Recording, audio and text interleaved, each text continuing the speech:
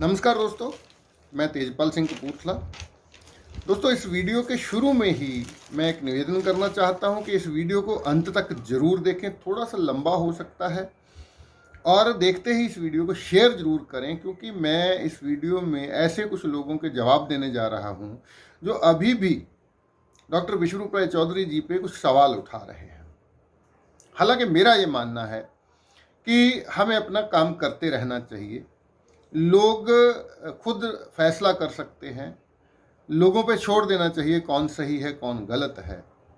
लेकिन फिर भी मुझे दो अलग अलग मैसेज आए हैं। एक मेरे दोस्त हैं जलंधर से, उन्होंने मुझे एक वीडियो भेजा है और मैसेज किया है कि आप इस वीडियो को देख के इसका जवाब ज़रूर दीजिए। और एक और दोस्त ने एक वीडियो भेजा है, उसके बारे में भी उसने लिखा है कि आप इसको देखिए और ज़रूर इसका कोई ना कोई रिप्लाई कीजिए, जवाब दीजिए। तो मैं संक्षेप में, बहुत ज़्यादा डिटेल में नहीं जाऊंगा। इन लोगों की इंटेंशन क्या है, इन लोगों का मकसद क्या है? क्या सच में सच को सामने लाना इनका मकसद है, या किसी एक व्यक्ति को बदनाम करना, या जो व्यक्ति आज समाज के लिए अच्छा कर रहा है, लोगों की जान बचा रहा है, उस व्यक्ति की टांग खींचना, जहाँ भ्रम पैदा करना उस व्यक्ति के बारे में इनका मकसद है। तो एक वीडियो है जो कुमार श्याम करके चैनल है, यूट्यूब चैनल है, वहाँ उस कुमार श्याम जी ने एक दिलीप कुमार वायरोलॉजिस्ट हैं, उनसे इंटरव्यू की है। ये वही दिलीप कुमार जी हैं, मैं आपको बताना चाहता हूँ, जो उस लल्लन टॉप के इंटरव्यू में भी शामिल थे, जिसमें लल्लन टॉप ने एक तरफा उस इंटरव्यू की ऐसी पेशकारी की कि उसमें साबित किया जा सके कि डॉक्टर चौधरी गलत हैं, उनके पास लोगों के सवालों के जवाब नहीं हैं। उस इंटरव्यू में भी वो शामिल थे। तो इस इंटरव्यू में भी दिलीप कुमार जी, जो अपने आप को वायरोलॉजिस्ट कहते हैं, उन्होंने कुछ सवाल उठाए हैं। तो कुमार श्याम जी की जो वीडियो की शुरुआत है, आप अगर ध्यान से उस वीडियो को देखेंगे तो आपको शुरुआत में ही दिख जाएगा कि उसकी इंटेंशन क्या है। वो शुरुआत ही इस तरह से कर रहा है कि देखिए जी, वो डॉक्टर विश्वरूप राय चौधरी कितना झूठ बोलते हैं, आप ये बताइए। मतलब इस तरह की शब्दावली, इंटेंशन पता चल जाती है पहले ही कि उसका मकसद केवल डॉक्टर चौधरी को गलत साबित करना है। तो जो छोटे छोटे सवाल उठाए हैं कि डॉक्टर चौधरी बोलते हैं जी मास्क लेने से कार्बन डाइऑक्साइड अंदर जाती है, और वो दिलीप कुमार जी कह रहे हैं कि ऐसा नहीं है।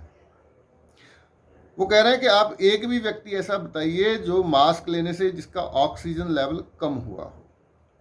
तो सिंपल सी बात मैं आपको बताना चाहता हूँ, अगर ऐसा है तो ministry of health and family welfare की जो गाइडलाइन है, जिसके बारे में बहुत चर्चा हो चुकी है, उस गाइडलाइन के बारे में मैंने पहले भी बताया है कि आप गूगल पे जाके सिंपल टाइप कीजिए use of mask by public, तो 3 पेज की आपको PDF मिल जाएगी, जिसमें ministry of health and family welfare ने क्लियर गाइडलाइन दी है कि जो व्यक्ति स्वस्थ है, जिसे सिम्टम नहीं है, वो अगर मास्क लगाएगा तो उसको इन्फेक्शन के चांसेस ज़्यादा हो जाते हैं, बढ़ जाते हैं।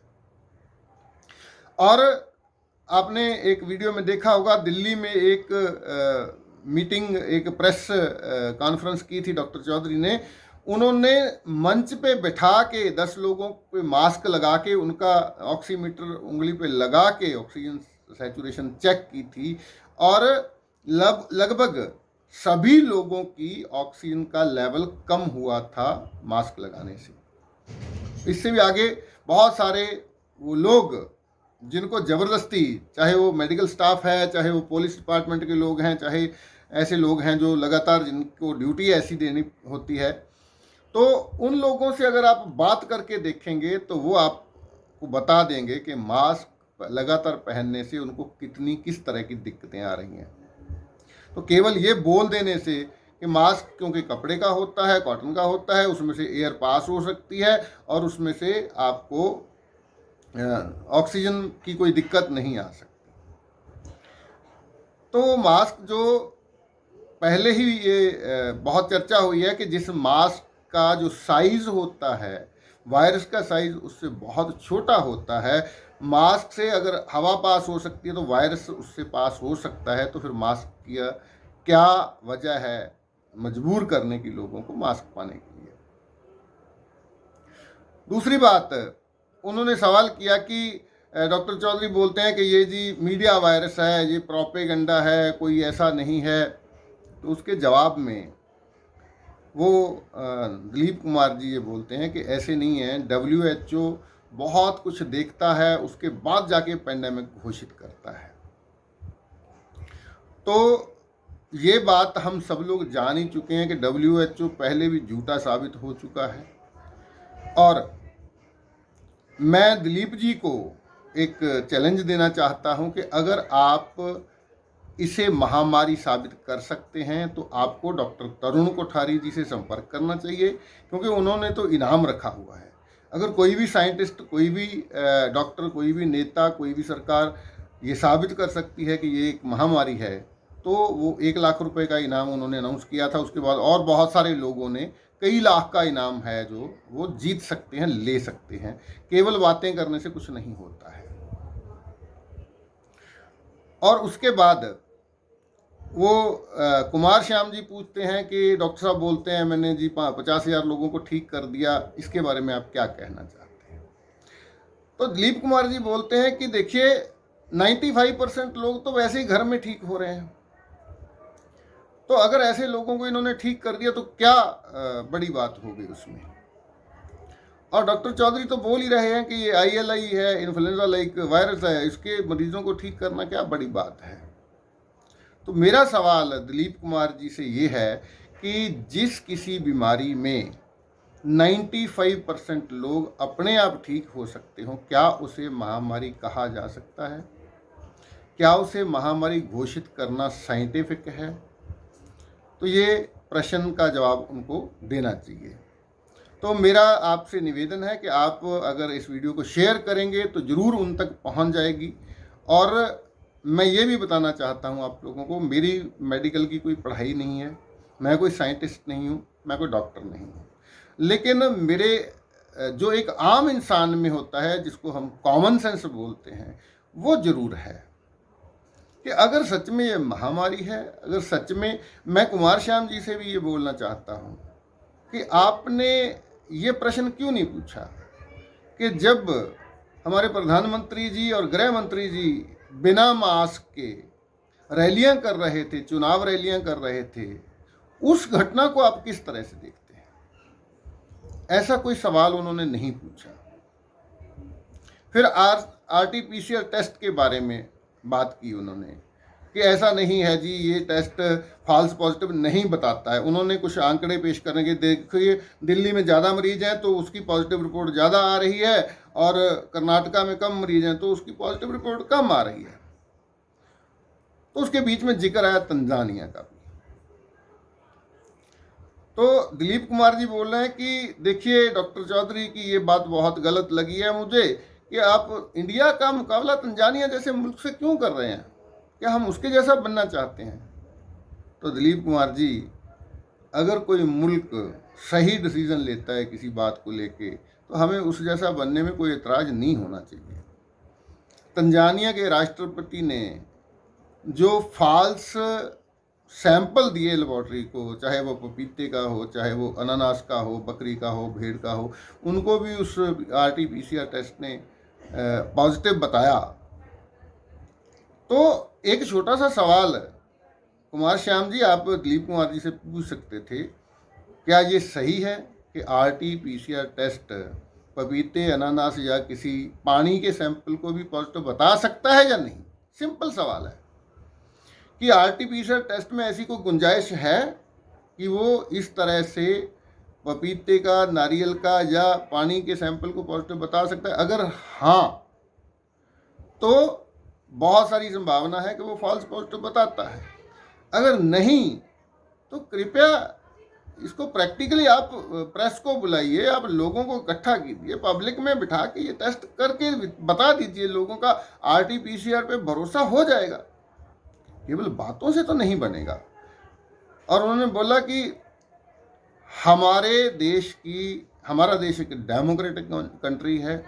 आप देखिए, जो कंट्री डेमोक्रेटिक है, जिन देशों में जमहूरियत है, उन्हीं देशों में ज़्यादा मौतें रिपोर्ट हुई हैं। कारण क्या है? वहाँ प्रेस आज़ाद होती है, डॉक्टर साइंटिस्ट आज़ाद होते हैं, और तंजानिया जैसे देशों में कोई ज़ुबान नहीं खोलने देता, कोई रिपोर्ट नहीं करने देता, इसलिए वहाँ से मौतें कम रिपोर्ट होती हैं। तो दिलीप कुमार जी, अगर आपको आज की तारीख में भी भारत में डेमोक्रेसी नाम की कोई चीज़ नज़र आ रही है, तो मुझे लगता है कि आपने आंखों पे कोई पट्टी बांध रखी है। वही सरकार भक्ति की पट्टी हो सकती है, या कोई और तरह की पट्टी आपने बांधी हो जो असलियत आप नहीं देख रहे। आज हमारे देश का मीडिया किस तरह की रिपोर्टिंग कर रहा है, आज हमारे देश का मीडिया किस तरह की जो एक्ट कर रहा है, किस तरह से पूरी तरह से पूरी दुनिया में बदनाम हो चुका जो मीडिया है, या हमारे देश की जो डेमोक्रेसी है पूरे देश में बदनाम हो चुकी है। किस तरह से जो भी व्यक्ति सरकार के खिलाफ बोलता है उसको आतंकवादी घोषित कर दिया, देशद्रोही घोषित कर दिया जाता है। तो आपको आंखें खोलनी चाहिए, मुझे लगता है। तो वैक्सीन पे भी उन्होंने कमेंट किया कि डॉक्टर चौधरी की ये अप्रोच गलत है कि वैक्सीन लेने के बाद व्यक्ति इन्फेक्ट होता है, दूसरों को भी इन्फेक्ट कर सकता है। तो मेरा एक प्रश्न है, उन्होंने बोला कि देखिए, वैक्सीन में वो डेड वायरस होता है, डेड वायरस जब बॉडी में आता है, जाता है, डाला जाता है वैक्सीन के जरिए, वो अपनी कॉपी नहीं बना सकता, वो मल्टीप्लाई नहीं हो सकता, लेकिन बॉडी टूल बनाना सीख लेती है, एंटीबॉडी बना लेती है। तो मेरा ये प्रश्न है, जितना मैंने जाना है बॉडी के बारे में, तो हमारी ह्यूमन बॉडी इतनी मूर्ख नहीं है, हमारी ह्यूमन बॉडी इतनी इडियट नहीं है कि जिस वायरस से उसको खतरा ही महसूस नहीं होता, जो बॉडी को पता है कि डेड वायरस है, तो उसके लिए वो एंटीबॉडी क्यों बनाएगी? तो ये कॉमन सेंस का सवाल है। तो दूसरा जो वीडियो था, वो एक चैनल है RDX, राजीव दीक्षित जी के, स्वर्गीय श्री राजीव दीक्षित जी के नाम से वो चैनल बनाया हुआ है। उस मित्र का नाम तो नहीं मैं जानता जिसने वीडियो बनाई है। तो वो RDX चैनल, राजीव दीक्षित जी की ही फोटो लगी हुई है। तो उस मित्र ने जो टोटल जो प्रश्न उठाया है वो है, नाइस टीम एक फ्रॉड है, एक स्कैम है, उसने ये बोला है। और ये कोशिश की है केवल ये साबित करके कि देखो, इनके फार्म में जो पेशेंट का कंसेंट फॉर्म है उसमें हिंदी नहीं लिखी हुई, या उसमें ऐसा कुछ लिखा हुआ है, और जब फ़ोन करते हैं तो वहाँ कोई उठाता नहीं है, पहले बोलते हैं कि फॉर्म भरो। तो ये सारी की सारी चीज़ें आपको डॉक्टर चौधरी या नाइस टीम ने जो 50,000 लोगों को ठीक किया, एक भी मौत नहीं हुई, एक भी पैसा नहीं लगा उनका, और एक भी दवा नहीं दी गई, इस पूरी की पूरी चीज़ को आप नज़रअंदाज करके, तो आप क्या बोल रहे हैं? वो बोल रहे हैं जी ये तो लोगों का डाटा इकट्ठा करें, एड्रेस मांगने की क्या ज़रूरत है? तो मेरे छोटे छोटे प्रश्न हैं। RDX चैनल में जो भी मित्र हैं जिन्होंने वो वीडियो बनाया है, कृपया आप हमें बताइए कि हॉस्पिटल में जब हम जाते हैं वहाँ भी पेशेंट से एक फॉर्म भरवाया जाता है। अच्छा था कि अगर आप नाइस टीम के फॉर्म को लेके कमेंट कर रहे हैं तो आप बता देते कि सरकारी या गैर सरकारी अस्पताल में जो फॉर्म भरवाया जाता है उसमें हिंदी में लिखा होता है या अंग्रेजी में होता है, जो उसमें क्या क्या होता है, क्या क्या भर के देना होता है पेशेंट को, और जो डॉक्टर चौधरी का फॉर्म है उसमें क्या क्या भर के देना होता है।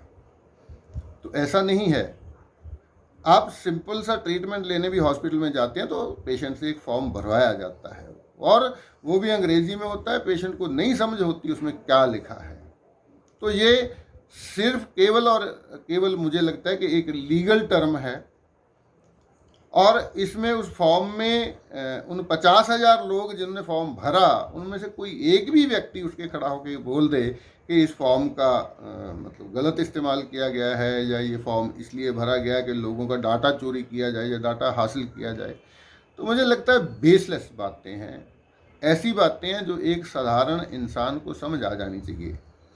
तो मैं सभी मित्रों से ये अपील करना चाहता हूँ, ये विनती करना चाहता हूँ कि ऐसे लोग तो इनका काम यही है कि जो व्यक्ति समाज के लिए कुछ अच्छा करता है और लोग जिसके साथ चलना शुरू कर देते हैं तो इन लोगों को थोड़ी सी तकलीफ होनी शुरू होती है कि हमारे साथ क्यों नहीं आ रहे लोग हमारे पीछे क्यों नहीं चल रहे, इस व्यक्ति के पीछे क्यों जा रहे हैं। तो ये स्वाभाविक है, ये नेचुरल बात है कि लोग, ये ठीक है, लोग अंधविश्वासी होते हैं, लोग काफ़ी बार आंखें मूंद के भी विश्वास कर लेते हैं, लेकिन इतना मूर्ख भी न समझिए जनता को। वो क्या बोलते हैं, ये पब्लिक है, ये सब जानती है। तो जनता को फैसला, डिसीजन करने दीजिए कौन सही है कौन गलत है। आज उस हॉस्पिटल में जहाँ 15-15 लाख रुपया लिया जाता है, वहाँ फॉर्म भरवाया जाता है, उसके बारे में जिक्र नहीं किया जा रहा है इन लोगों द्वारा। यहाँ केवल 500 रुपया लेके इलाज किया जाता है, उसके फॉर्म पे ये किंतु परंतु कर रहे हैं। तो आप इन लोगों की इंटेंशन जान सकते हैं, समझ सकते हैं। वीडियो लंबी हो रही है, लेकिन मैं दिलीप कुमार जी से भी और ये RDX चैनल वाले मित्र से भी एक समाचार शेयर करना चाहता हूँ। अगर आप डॉक्टर चौधरी का विरोध करते हैं तो इसका मतलब आप मेडिकल, जो मॉडर्न मेडिकल सिस्टम है आज जो चल रहा है, इसकी सपोर्ट कर रहे हैं। अगर आप डॉक्टर चौधरी का विरोध कर रहे हैं, इसका मतलब है मौजूदा जो मेडिकल सिस्टम है उसका आप समर्थन कर रहे हैं। तो उसकी एक एग्जांपल ताज़ा मैं देना चाहता हूँ। ये दैनिक भास्कर का आज का न्यूज़पेपर है मेरे हाथ में, उल्टा दिख रहा है क्योंकि मैं फ्रंट कैमरे से वीडियो बना रहा हूँ। मैं पढ़ के बता देता हूँ। तो इन लोगों को चाहिए कि ऐसे मुद्दों पे अगर बोलना चाहते हैं तो ऐसे मुद्दों पे कुछ बोला जाए ताकि लोगों को कुछ भला हो जाए। जालंधर के अस्पताल पर अव्यवस्था और लापरवाही का आरोप, 23 साल के युवक की मौत से पहले मां को मैसेज, 3 दिन से ऑक्सीजन नहीं, खाना दे नहीं रहे।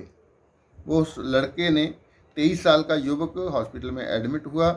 बहुत बड़ा हॉस्पिटल है जालंधर में, और उसने लगातार अपने माँ को मैसेज किए कि ये मुझे ना तो ऑक्सीजन दे रहे हैं ना खाना दे रहे हैं, मुझे यहाँ से ले जाइए, मुझे ये मार देंगे, मैं मर जाऊँगा, जैसी कंडीशन है यहाँ, जैसी हालात है, आप मुझे यहाँ से निकाल के ले जाइए। लेकिन उसके उस मैसेज को लेके माँ जब डॉक्टर के पास जाती थी, माँ का स्टेटमेंट है, बेटे की बात मान लेते तो आज वह जिंदा होता। मैंने डॉक्टर को बताया तो डॉक्टर क्या बोले, अगर ऑक्सीजन आंधी हुई तो मैं तेरे थप्पड़ मारांगा। डॉक्टर ने उसको पता क्या बोला कि चलिए मेरे साथ चलिए, अगर ऑक्सीजन आ रही होगी तो मैं तेरे चांटा मारूंगा। तो डॉक्टर ने उस पेशेंट की माँ को ये तक बताने की या संतुष्ट करने की कोशिश नहीं की कि आइए चल के देख लेते हैं, ऑक्सीजन लगी हुई है, मतलब कोई दिक्कत नहीं है आपके बच्चे को। तो ऐसा कुछ करने की बजाय उसने ये बोला कि मेरे साथ चलो, देखो अगर ऑक्सीजन आ रही होगी तो मैं तेरे चांटा मारूंगा। एक डॉक्टर एक पेशेंट की माँ से इस तरह का बिहेव कर रहा है। तो आखिरी मैसेज था उस बच्चे का, उस नौजवान का, कि आज याद से मेरी लाश को ले जाना। उस लड़के को स्पष्ट हो चुका था कि यहाँ मेरी मौत निश्चित है। जिस तरह का बिहेवियर उसके साथ वहाँ हो रहा था, कोविड के वार्ड में ना तो कोई डॉक्टर, उसने लिखा कि मेरे पास कोई डॉक्टर नहीं आ रहा, कोई स्टाफ नहीं आ रहा, कोई मेरा हाल नहीं पूछ रहा, मुझे खाना भी नहीं दिया जा रहा, पानी भी नहीं दिया जा रहा और ऑक्सीजन भी नहीं दी जा रही, मेरी हालत बहुत ख़राब है, सांस लेने में मुझे दिक्कत हो रही है। तो ये हो रहा है अस्पतालों में, लाखों रुपया भी लग रहा है, पैसा भी लिया जा रहा है और मरीजों के साथ पशुओं से भी बदतर बिहेवियर हो रहा है। तो क्या आप इस मेडिकल सिस्टम की सपोर्ट कर रहे हैं? और ये निश्चित है, कोई कुछ भी बोले, अगर आप आज डॉक्टर चौधरी का विरोध कर रहे हैं, जो लोगों को बता रहे हैं कि आप अस्पताल जाने की बजाय घर में ही इस डाइट को फॉलो कीजिए, आप ठीक हो सकते हैं, अगर आप उनका विरोध कर रहे हैं तो निश्चित तौर पे आप इस लुटेरे, इस जालिम जो मौजूदा सिस्टम है, मेडिकल सिस्टम है, जो लोगों की जान की परवाह नहीं कर रहा, लोगों से पैसा भी ऐंठ रहा है, पूरी तरह से लुटेरे का रोल अदा कर रहा है, आप इस सिस्टम की सपोर्ट कर रहे हो, इस सिस्टम का समर्थन कर रहे हो। तो थोड़ा सा जागिए, अपनी आंखें खोलिए। लोग मर रहे हैं, उनको मरने से बचाने की अगर कोई कोशिश कर रहा है तो आप उसका विरोध कर रहे हैं, तो इसका मतलब आप उन लोगों के साथ हैं जो आज लोगों की मौत की वजह बन रहे हैं, जो लोगों को दोनों हाथों से लूट रहे हैं, उनका पैसा भी लूट रहे हैं और उनकी जान भी ले रहे हैं। तो आज की वीडियो में बस इतना ही। मेरा फिर निवेदन है कि आप इस वीडियो को इतना शेयर कीजिए ताकि इन लोगों तक ये वीडियो पहुंच जाए। इनको अगर सच में इनके अंदर कोई सच्चाई है, सच में ये समाज का, देश का या लोगों का भला चाहते हैं, तो इस सिस्टम के खिलाफ भी कुछ बोलें, जो सिस्टम लगातार लोगों के कत्ल कर रहा है, लोगों की मौत की वजह बन रहा है। तो शुक्रिया, मेहरबानी। बहुत जल्दी अगली वीडियो के साथ मिलेंगे।